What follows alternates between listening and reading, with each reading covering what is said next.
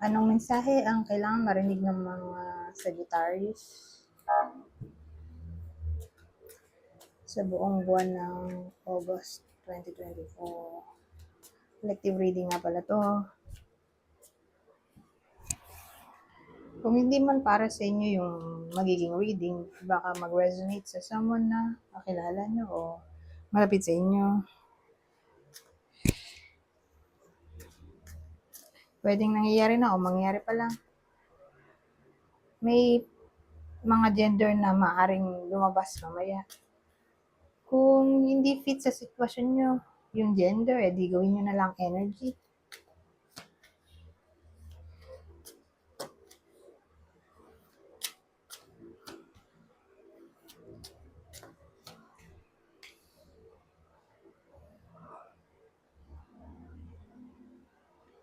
Ano to?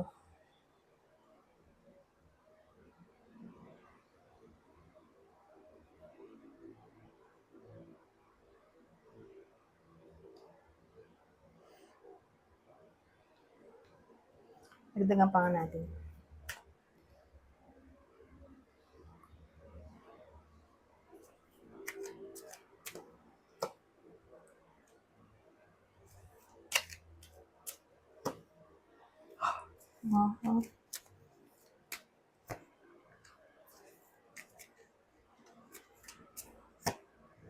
Oh!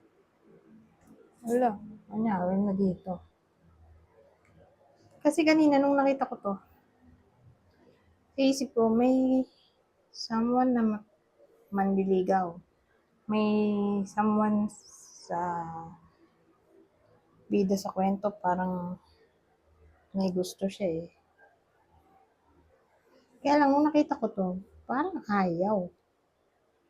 Sabi dito, shedding the old, letting go of people, possessions, or issues, generosity. So sa isip ko, may someone na nagkakagusto pero tinatanggihan o ayaw na sa kanya.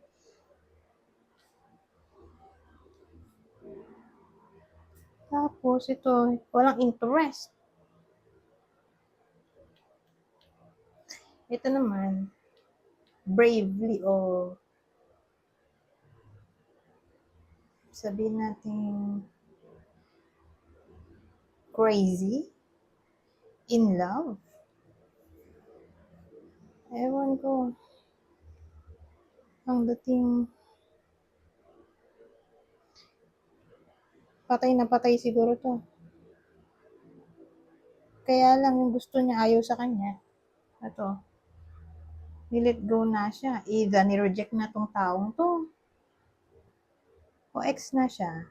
Kaya sa isip ko, hindi clear. Kaya, ito, nagdagdag ako. Yan ang daming tao.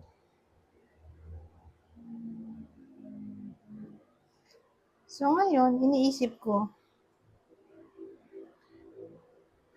sino yung nag-reject o parang ayaw na? Ito. Babae. So ito, ay ito. Bakit may isa pang babae?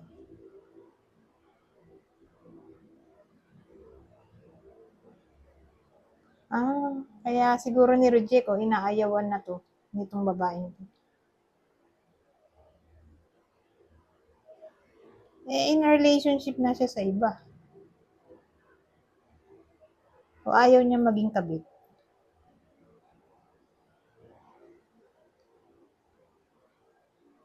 Kaya ito. Problemado.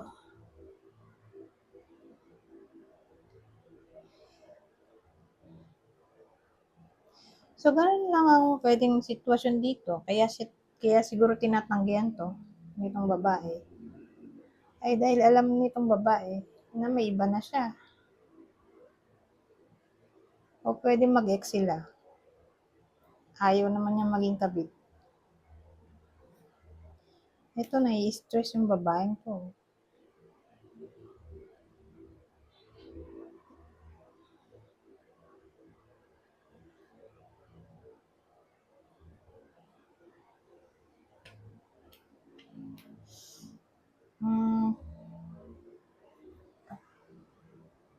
Haba pa pala ng oras eh. Magdagdag pa ba tayo?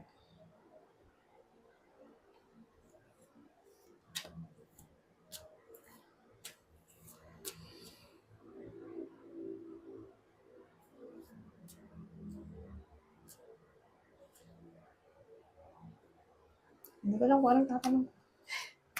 Anong mensahe nito? O potential outcome na lang siguro. Ng potential outcome ng sitwasyon na to.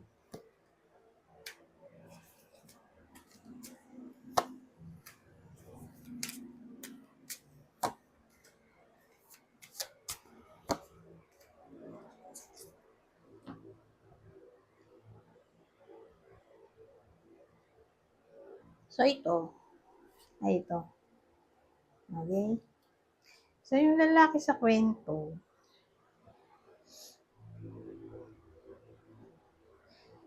ang dating, ayaw na nga sa kanya yung gusto niya. So, again, may gusto siya eh. Pero,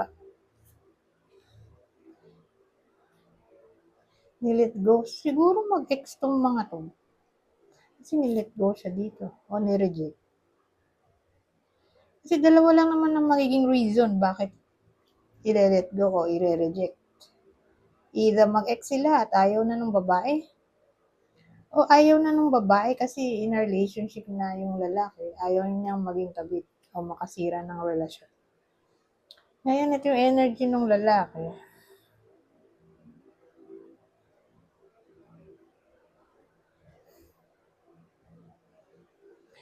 Ang tingin ko, dalawa trio.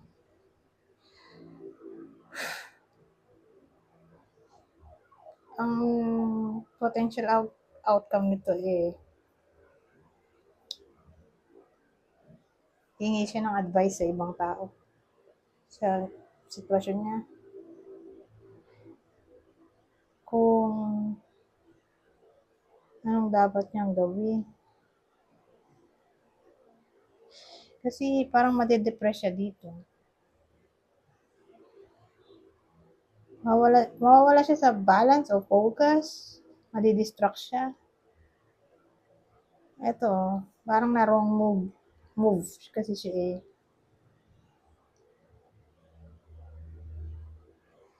parang umaksyon siya nang hindi niya masyadong pinagplanuhan. Kaya parang bad trip siya. Actually, pwede rin namang card yan ng frustration. Tama ba? Ang frustration niya. Oo nga. O problem.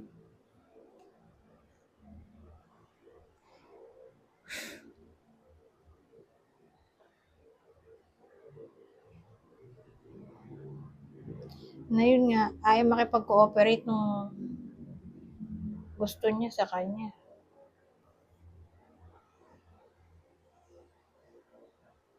Pero, King of Pentacles to, di ba? Although may gusto siyang iba, hindi naman niya hihiwalayan to eh. Dahil ito ay card ng commitment, stability, loyalty, permanency. So, wala naman siyang balak din iwan to. So, tama lang na wag napansinin yung nagugustuhan niya. Siya.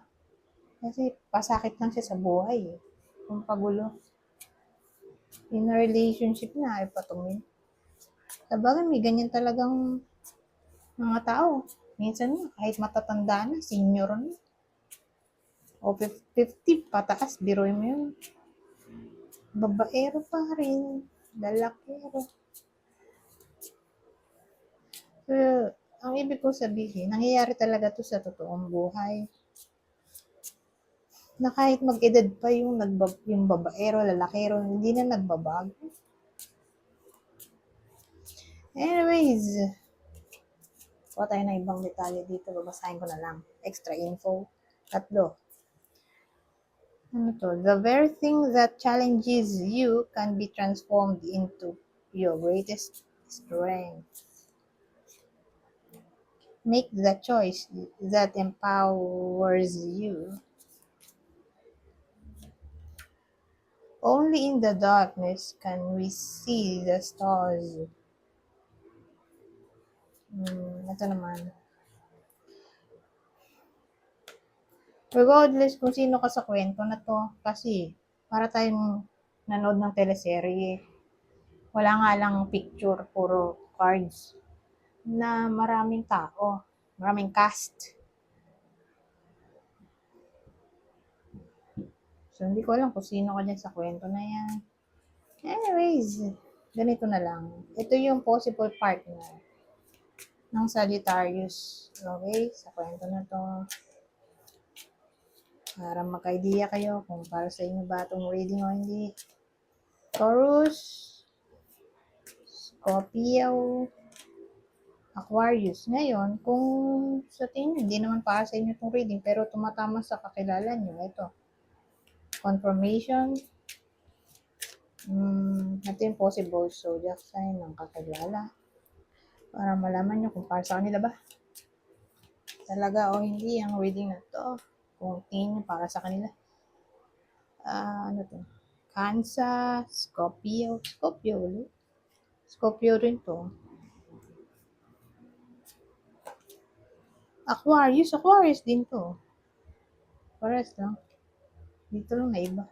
Taurus. Ito, Cancer. Anyways, hanggang dito na lang. Goodbye. For now.